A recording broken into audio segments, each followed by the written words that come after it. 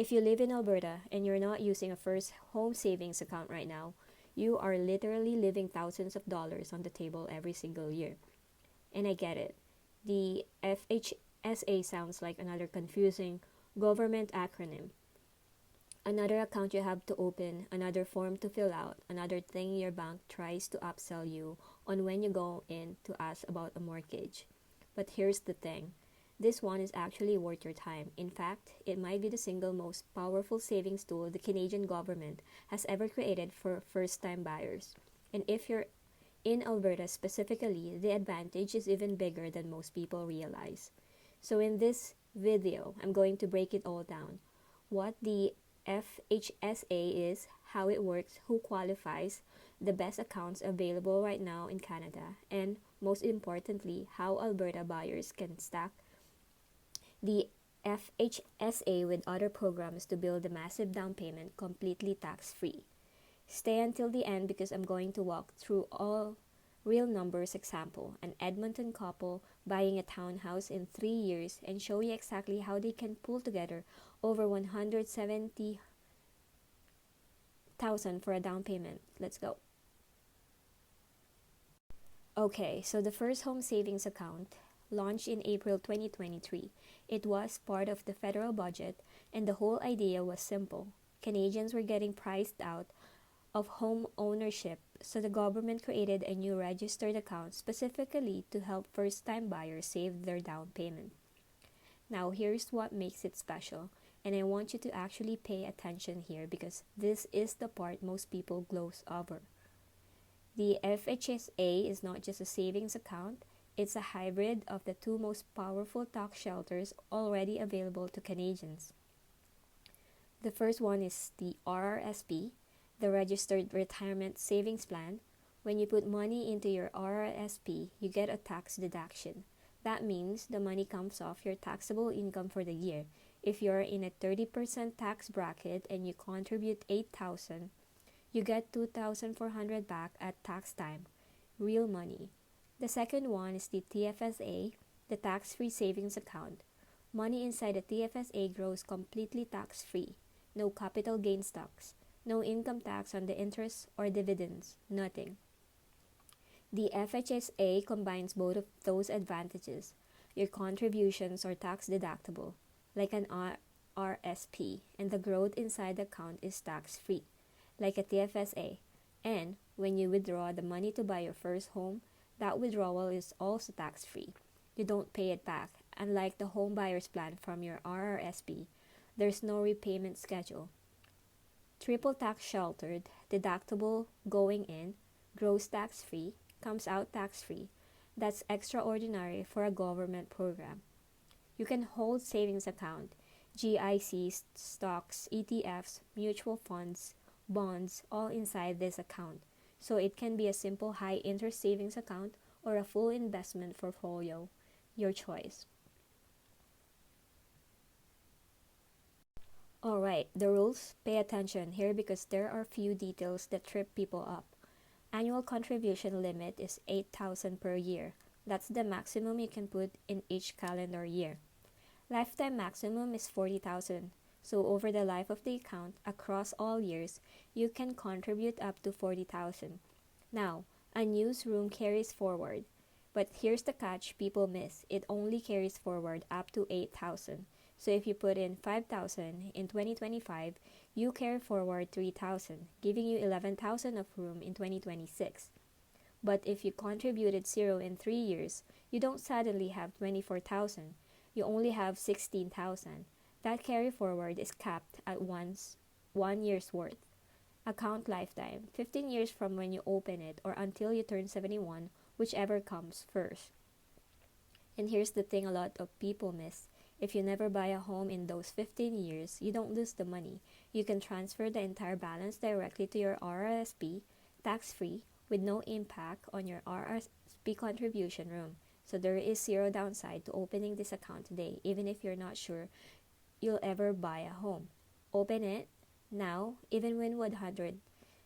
The clock starts when you open it, not when you contribute. Three conditions: you must be 18 or older, you must be a Canadian resident, and you must be a first-time home buyer. Now, what counts as a first-time buyer? This is where it gets interesting. You must not have owned or lived in a home that you or your spouse or common law partner owned at any point in the current calendar year or the 4 years before that. So if you owned the house 6 years ago, sold it, and have been renting since, you qualify today. A lot of people don't realize this. They assume once you owned, you're out forever. Not true. Also, if you went through a separation or divorce, there are exceptions. The rules around spousal ownership get more nuanced. In that case, definitely talk to a financial advisor. But for most people, if you've been renting for the last 5 or more years, you're in. Open the account. Okay, where should you actually open your FHSA? More than 20 financial institutions in Canada offer them now. Let me save you the research. EQ Bank. This is a top pick for most people. No monthly fees, no minimum balance, competitive interest rate on your savings. Currently one of the highest in Canada.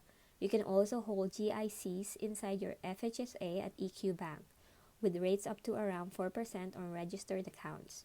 It's 100% online. CDIC insured through Equitable Bank, so your deposits are protected. The one thing to know, you need to open a personal account first, and then the FHSA links to it. Takes about 10 minutes. Wealthsimple and Questrade. If your home purchase is 3 or more years away, these are worth a serious look. You can invest your FHSA in ETFs and stocks. Over a longer timeline, that growth potential can significantly outpace savings account. Wealthsimple has no trading commissions on ETFs. Questrade charges a small fee per trade but has more flexibility. The big 5 banks, TD, RBC, CIBC, BMO, Scotiabank, all offer FHSAs.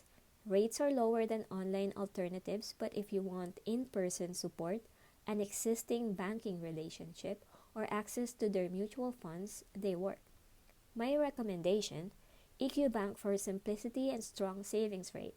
Questrade or Wealthsimple if you're investing for growth. You can actually hold FHSAs at more than one institution, so some people do both. Here's where it gets really good if you're watching from Alberta.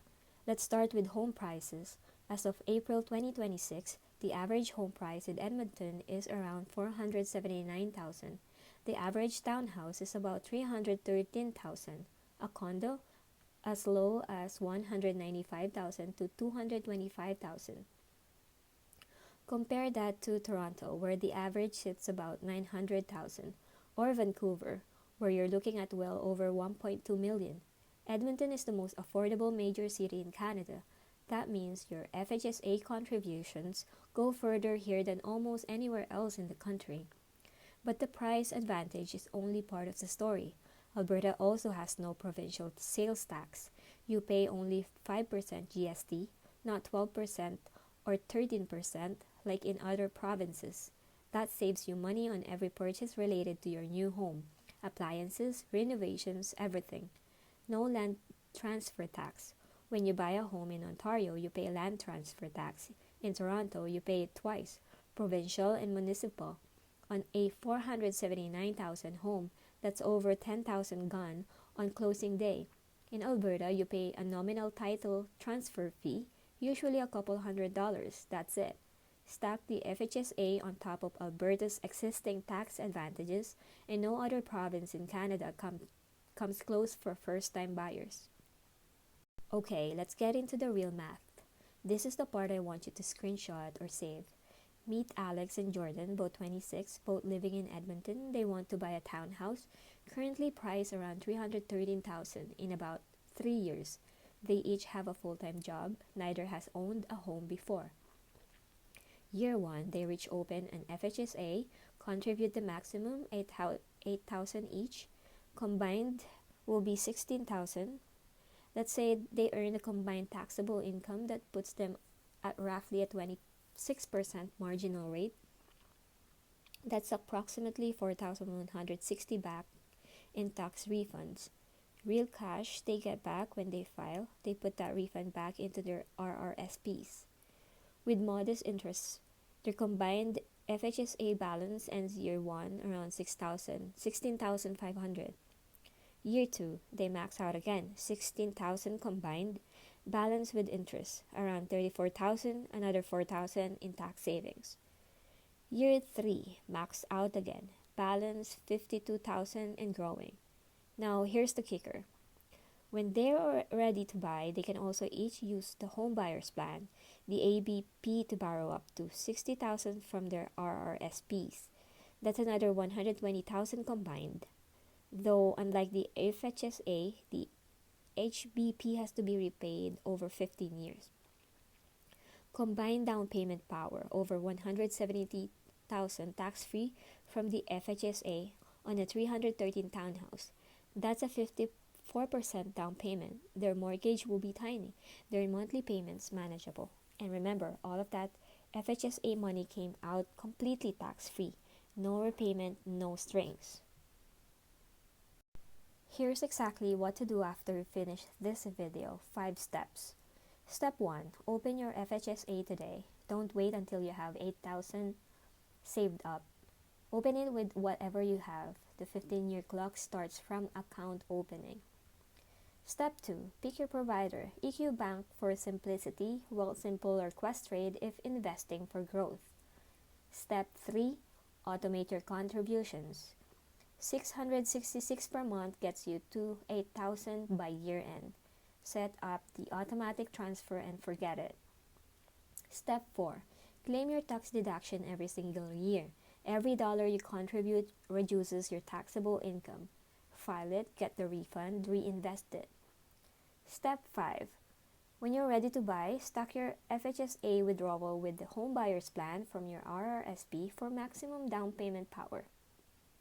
The FHSA is one of the best things the Canadian government has done for first-time buyers in a generation. And if you're in Alberta, you already have the price advantage, the tax advantage, and a more balanced market that you've seen in years. The window is open right now. If this video helped you, please hit the like button and subscribe.